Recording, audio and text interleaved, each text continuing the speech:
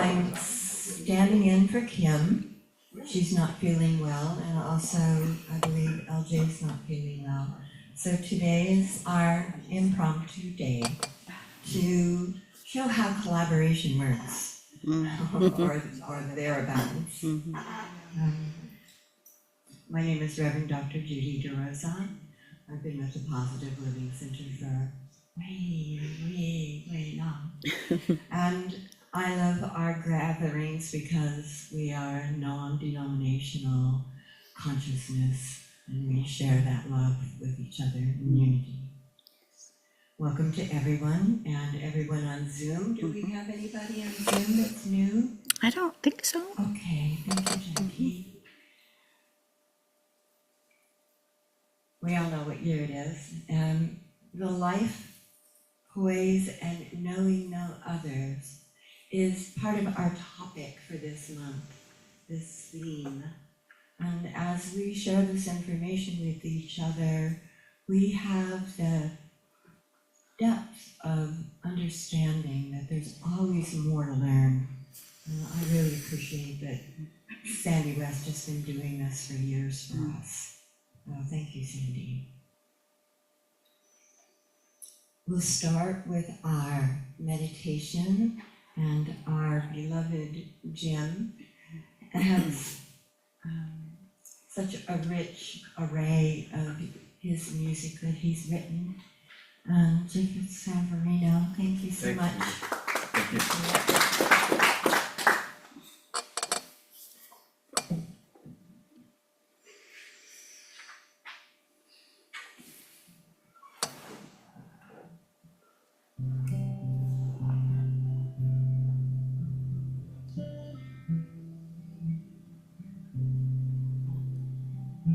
Still light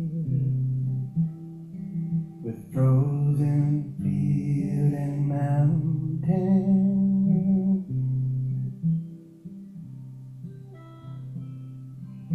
low clouds, a liquid flowing fountain.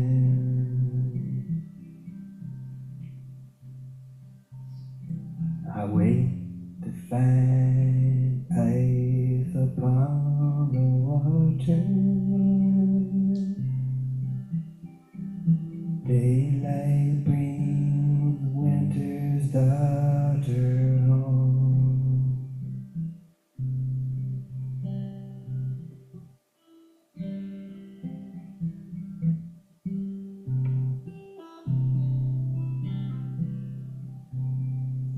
Frozen field and mountain.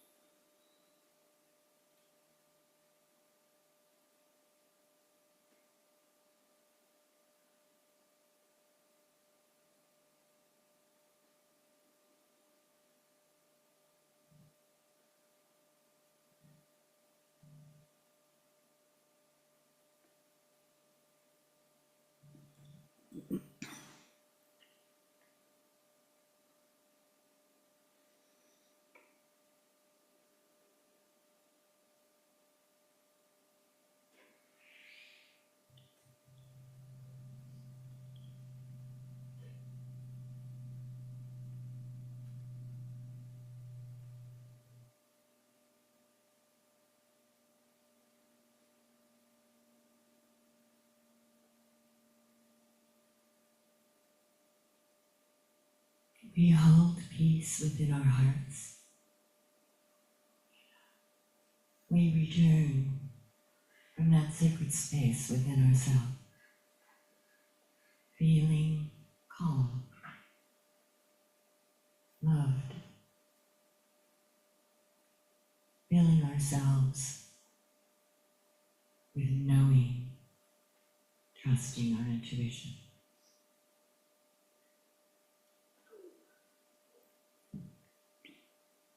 We return right here, right now, in this beautiful sanctuary.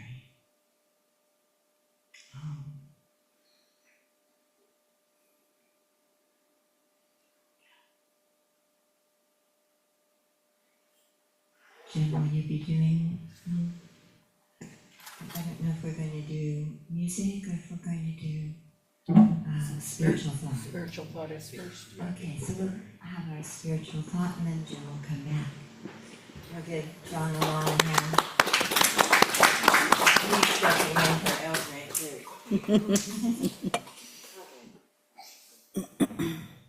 Morning, everybody. Good morning.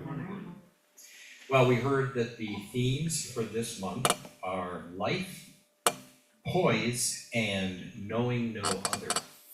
And I want to talk about poise, because when I first read it, I had kind of a negative feeling about it.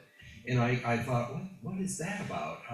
And I thought, that's about beauty pageants. That's where I first heard the word poise.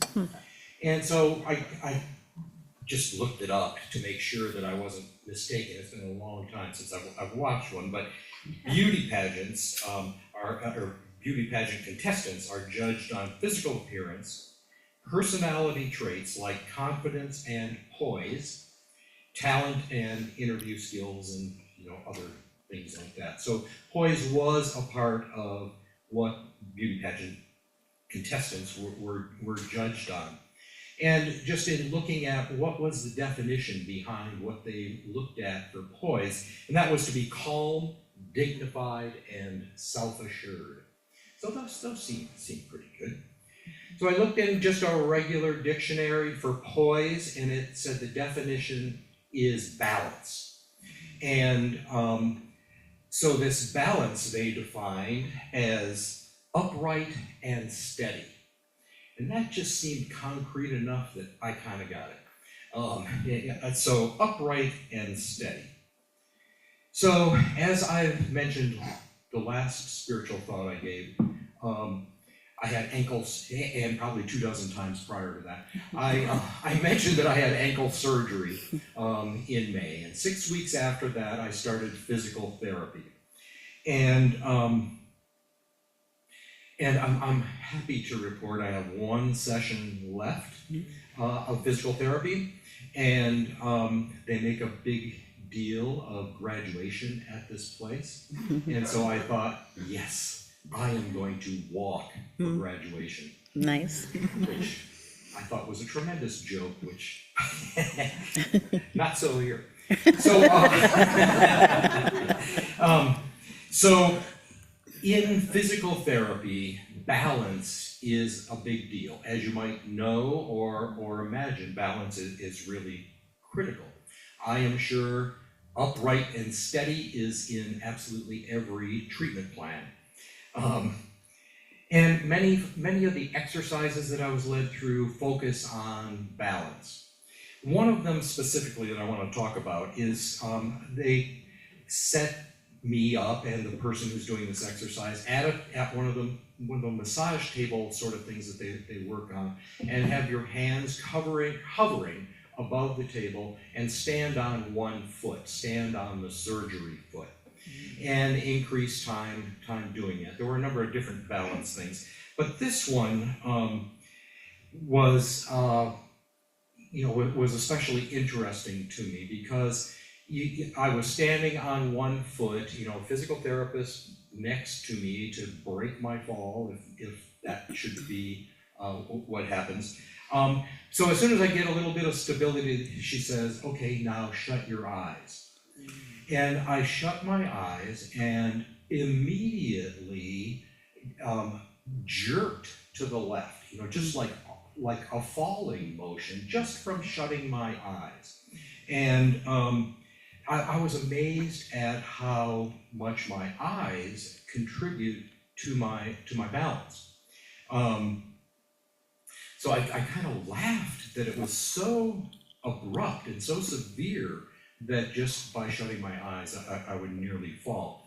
So we talked about it, the physical therapist and I, and she explained to me that balance, in the physical body, is the coordination of three different things. It's your eyes for the visual stimulation, your body for what they call proprioception. Your body knows its place in space, in movement, in force, in position. It's just your body in space is one of the triggers to have us balance ourselves. And the third thing are our ears, that the vestibular system, our inner ears.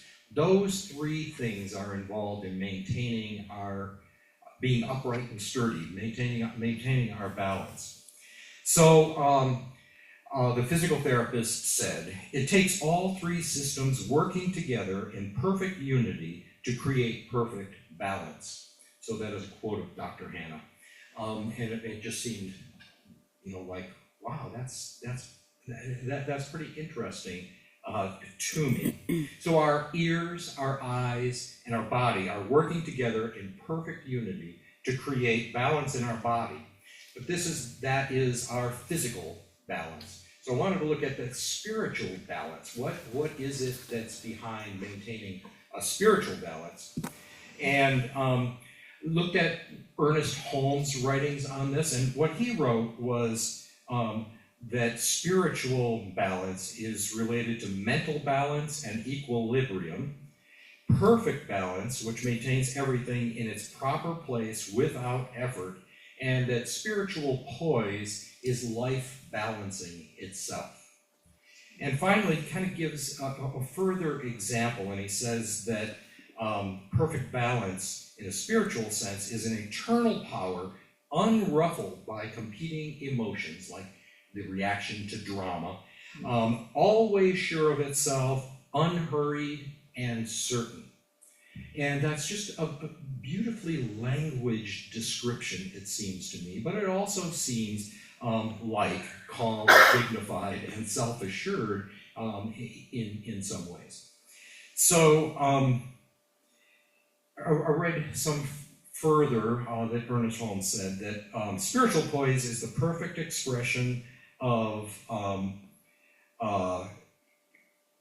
all faculties and powers that we have, and that perfectly adjusted, perfectly poised is upright and steady in our spiritual self. So how do we attain this spiritual balance? Ernest Holmes says we as humans are gifted with the powers of decision, of will, volition, intellect, and purpose.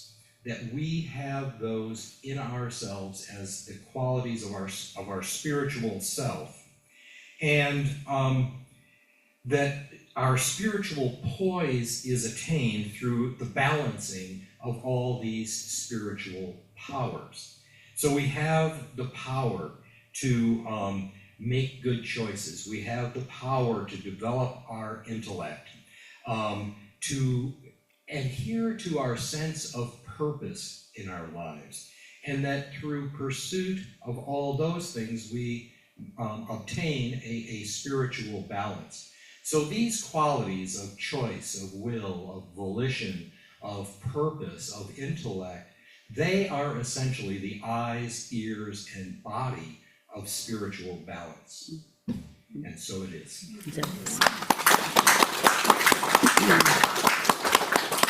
As we watch you walk in your Poise gait back to your seat, we're so happy you recovered. Thank you, John. That was wonderful. It applies to all of us. Jim is back. All right, so something a little more uplifting than normal, because it's almost, winter's coming up, but this is sort of Winter Nice. song. Make sure this isn't too loud. I didn't sound check yet.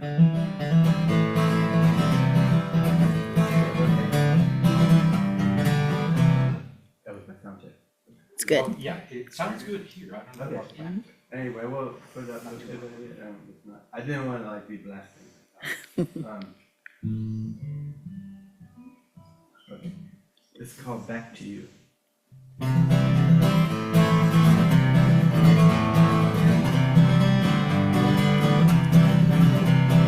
step it is light this cold winter's night. I'm on my way back to you. The stormy winds blow, but I never know. I'm on my way back to you.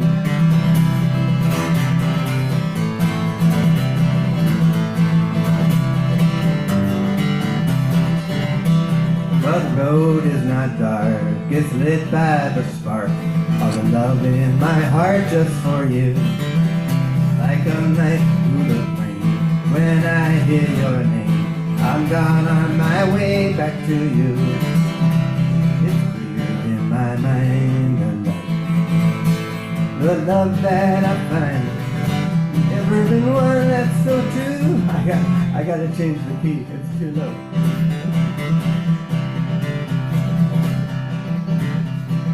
Road is not dark, it's lit by the spark of a love in my heart just for you.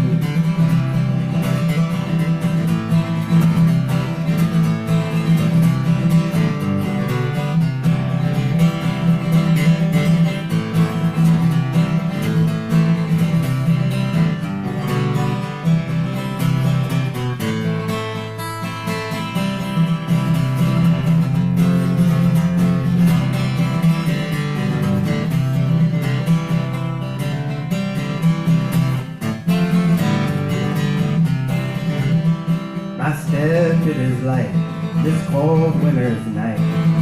I'm on my way back to you. The stormy winds blow, but I never know. I'm on my way back to you. I'm on my way back to you. I'm on my way back to you.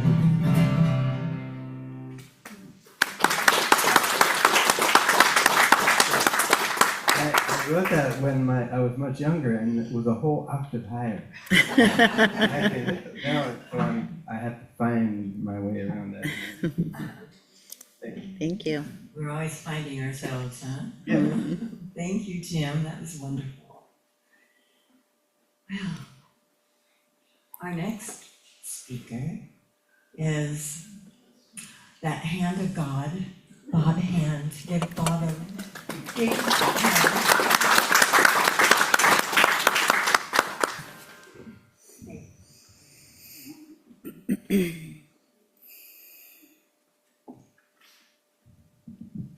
You know, John and I did speak just briefly about Poise earlier, and I told him when I was younger, I practiced martial arts, and I would actually practice standing on one foot with my eyes closed. Now, if I stand up too quickly, I stagger and have to catch myself. Poise isn't quite the same anymore. But, you know, recently Reverend Sandy said that she understood what I was talking about now in my talks, and I thought, well, we don't want to overdo that. So I'm going to talk about a topic that's confusing and very vague and strange. Knowing no other.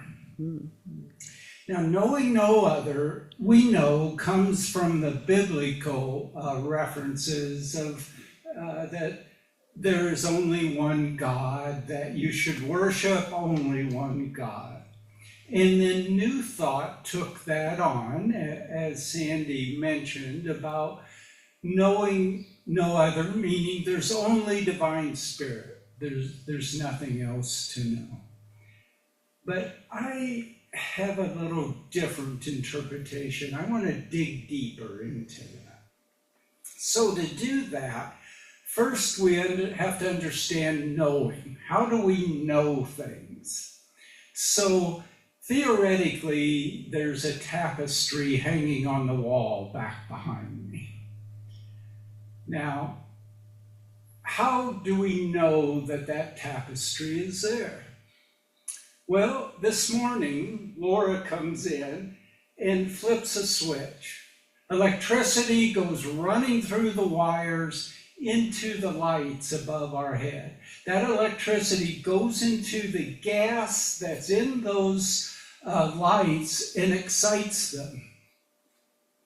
Now, when I say it's exciting the molecules of that gas, I don't mean it's making them happy.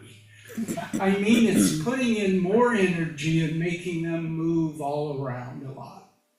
They have to get rid of that excess energy, and they do that by shooting out photons or rays of light.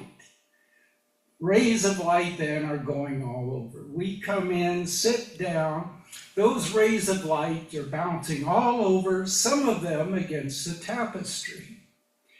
They're made up of a full range of wavelengths, only the tapestry absorbs some of those and reflects others, depending on the color and the texture of it.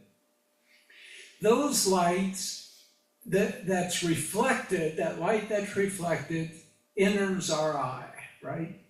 It's focused by the lens in our eye. Now, some of us have lenses that focus better than others, so we need another lens that helps it focus. But it focuses onto the retina in the back. The retina has tens of thousands of receptors that when they're struck by light, they send an electric signal. That electric signal goes to our brain. It goes actually to different parts of the brain dealing with color or shape or even memory. You know, we look and say, oh, that configuration is like a face. But there's just a bunch of electrical impulses there. It's our mind that creates the tapestry. That tapestry is only real to us because our mind tells us it is.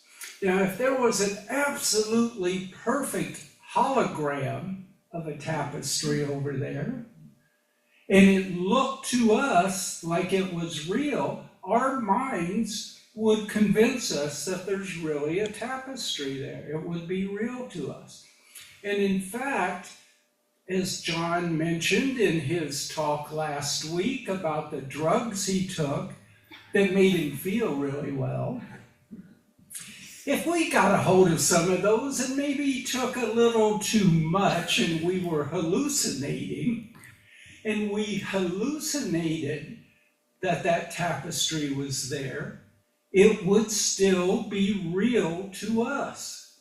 Our reality would be that tapestry is there. Heck, for all I know, I'm the only person around, and all of you are illusions that I've created in my mind. We only know what's in our mind as reality. And so perhaps knowing no other means we have to know ourselves. Because it doesn't matter what we hear, what we see, what we feel, what we touch, what we smell. It's when all of that goes into our mind and our mind creates a reality of it. That's the reality we experience. And knowing ourselves is an absolute key to many of the spiritual wisdom teachings of many different belief systems, including New Thought. I mean, many of you have this in front of you. I've mentioned it before. Ralph Waldo Emerson. What lies before us, what lies behind us are tiny matters compared to what lies within us. Think about that. How often do we sit around and worry about the past? Something that happened to us a little while ago or decades ago, something we did and how bad it was or how good it was. We worry about it. We worry about the future. What's going to happen in the future? But how many of us think about what's inside of us? And yet, Emerson, one of the absolute giants in the beginning of New Thought in the United States, says those other things are almost irrelevant. It's what's inside us that's important. And Gnostic Christianity tells us the same thing. Now, Gnostic Christianity, as many of you know, is not about Jesus as a God or Son of God or something. It's about wisdom teaching of a very spiritual, wise man. And one of the things he said is, if you bring forth what is within you, it will save you. Think about that. He's not, 2,000 years ago, he's not saying if you reach out to some God in the sky. He's saying if you bring forth what is within you. Further, he says, when you know yourself, you will be known. When you know yourself, Divine Spirit recognizes that. Divine Spirit recognizes that self-knowledge you have. And he goes on to say, if you do not know yourself, you will live in poverty and you will be poverty. Now, he's not talking about money. He's talking about spirituality. If you do not know yourself, you will be in spiritual poverty. This spiritual leader, one of the most powerful in the world from 2,000 years ago, isn't telling us about what's happening out there in the world. He's not saying reach out to some God or angel or demon. He's saying know yourself. That's where spiritual abundance comes from. The Tao Te Ching says, if you know others, you have knowledge. If you know yourself, you have wisdom. If you conquer others, you have physical strength. If you conquer yourself, you have true strength.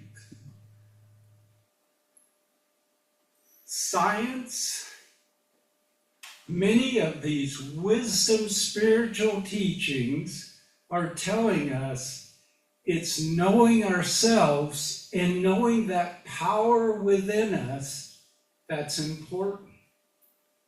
Now, we don't have to use it. As John was talking about closing your eyes, you can close your eyes and walk through this room if you want to. You have that choice. It's not the best way to do it, but you can. And if you want to close your mind to your power within, sure, you have the right to do that. But that's not true spirituality.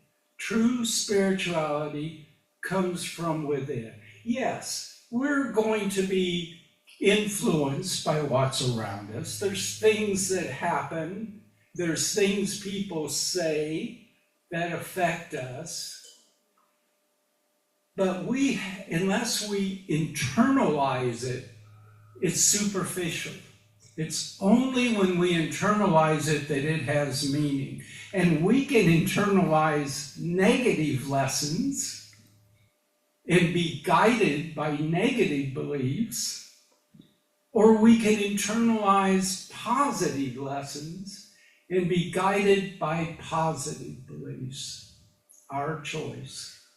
It's not what happens, it's what we learn and what we internalize from that.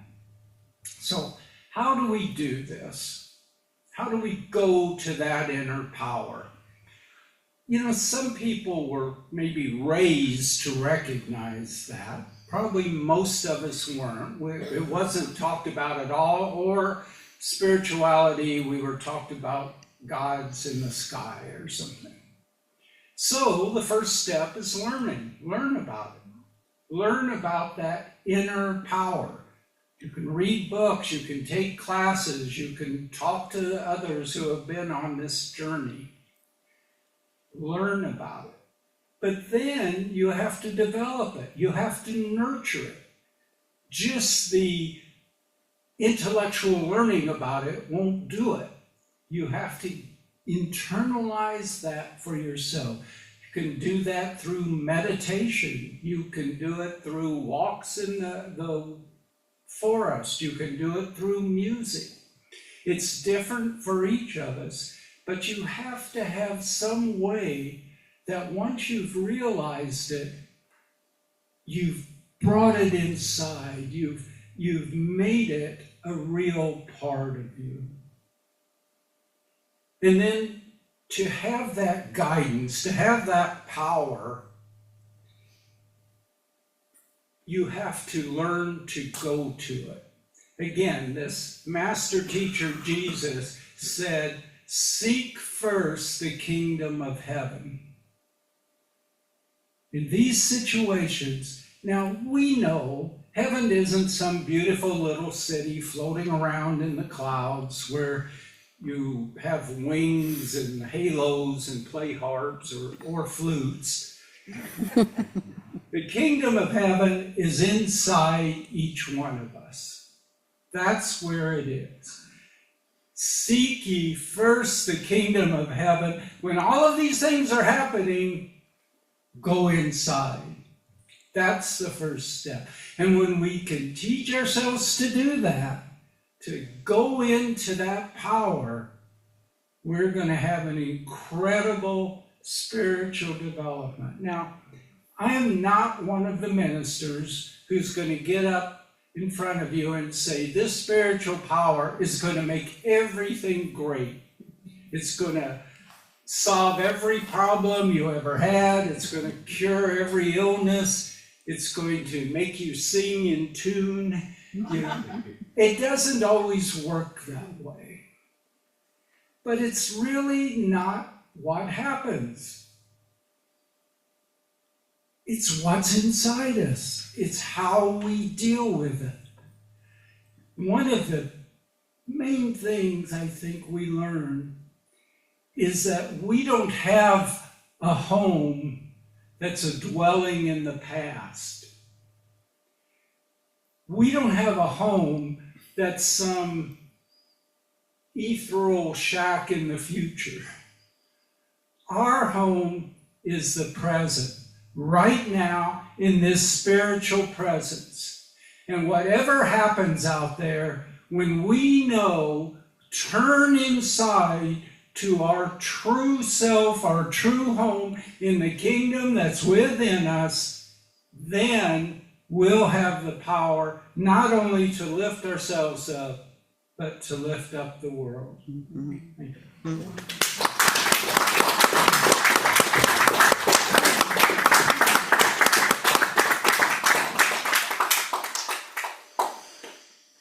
It's an inside job. And we all get to do it. That's beautiful, Bob. Thank you so much. You needed my hand.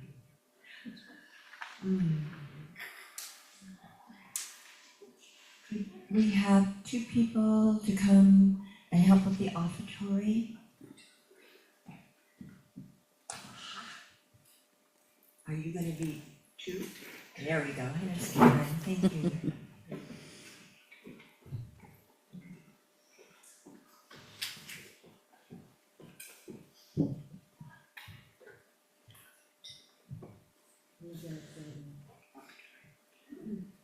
So say with me the offertory.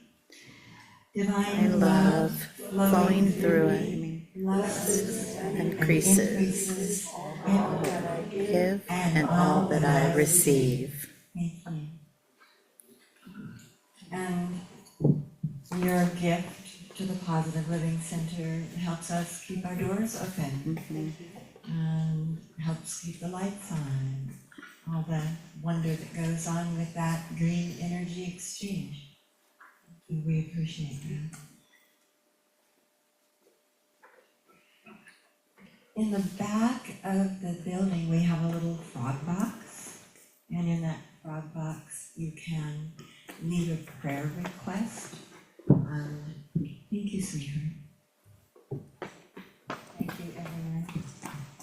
And that prayer request is prayed over by all the ministers that are here. And we have lots and lots of opportunities to understand however you go within, it's helping yourself to raise that energetic, it'll shift and change life.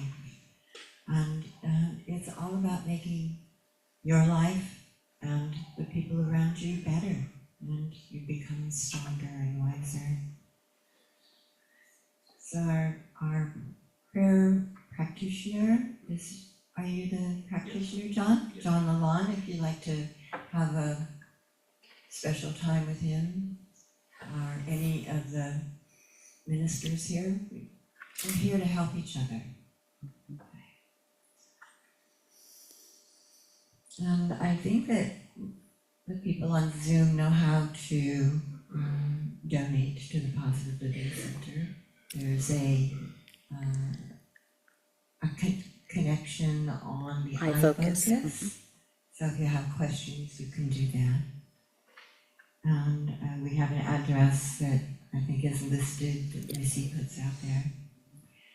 My next question is, do we have any announcements? Lars?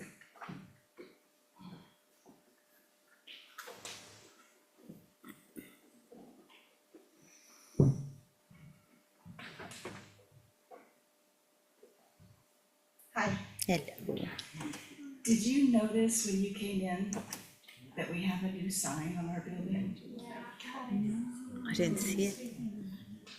Okay, so we had this kind of like a contest, and everybody participated. We had so many good ideas of what we should, what the saying should be. And so we put it all together, and John and the rest of the board, we all kind of decided which one that we were gonna use. And it was actually really fun. It was a fun experience because so many people put their 2 cents in, and it was neat. So I invite you after service to go look at our sign. And I also want to give a big thank you to Horizon Landscaping, who take care of us with such love. And Daniel and Steve, thank you so much for hanging that sign for us. And for all that you do, all 3 of you. Thank you. Thank you.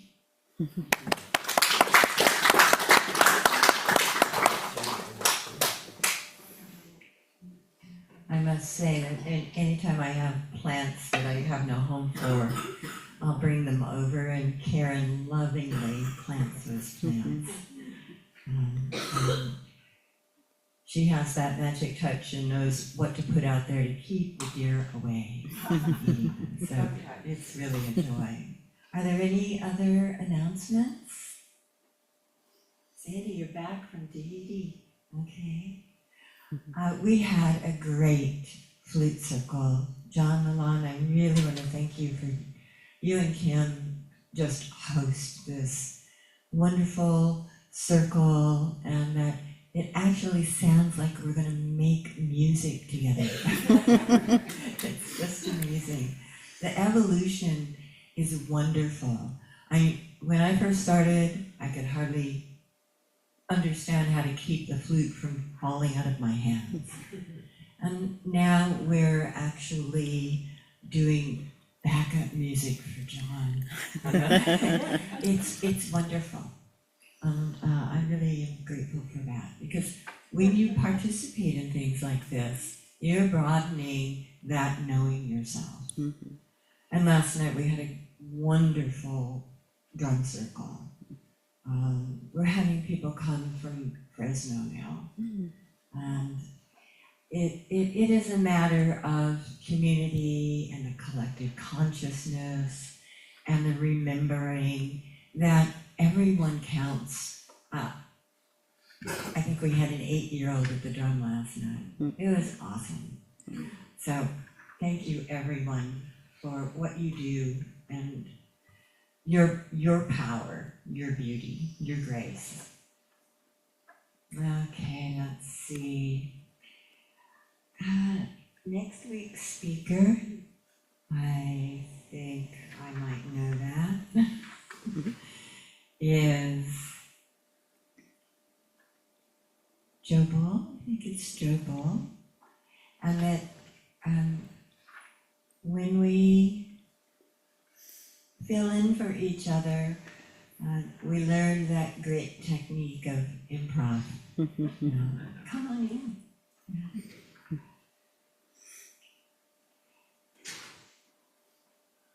We can do the prayer protection. And if you'll join me, there's a card in front of your seat that has the words if you'd like to join in. The light of God surrounds me. The love of God enfolds me. The power of God holds me. The presence of God watches over me. The energy of God is me. Wherever I am, God is, and all is well. And hi, Shirley. Jim, you want to do some music for us? Yeah.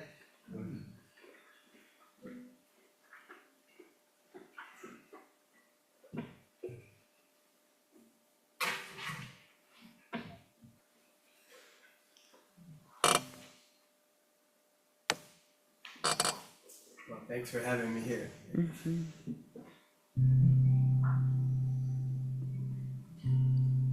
I met an angel today. In a crowd, she lost her way. She said, perhaps you might guide me, or find some helpful words to say. And I said, hide your wings, so I will think you're earthen bound. Close your eyes to stop the light from shining round. Stand with folded wings on the ground. As I watched, she was gone. Just a memory lingered on. Some small voice in my brain said you'll see me once again. Till then I'll hide my wings, so I will think I'm earthen bound. Close my eyes to stop the light from shining round. Stand with folded wings on the ground.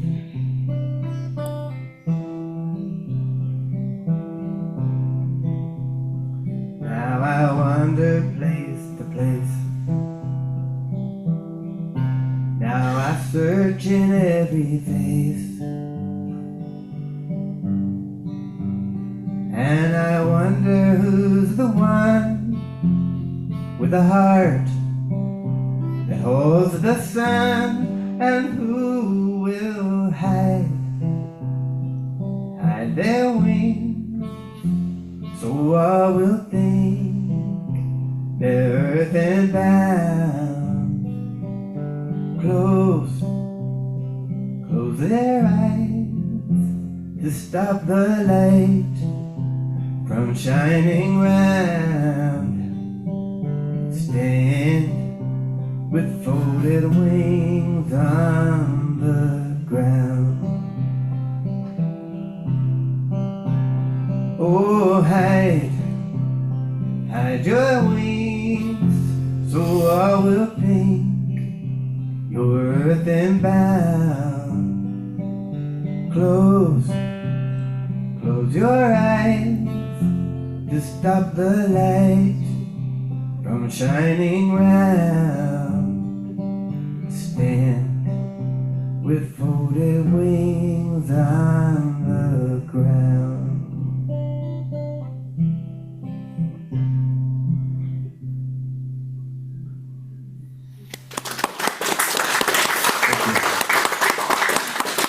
For having me here.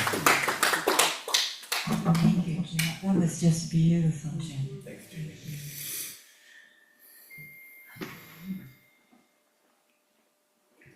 Our closing prayer, will you come up and do our pray us out?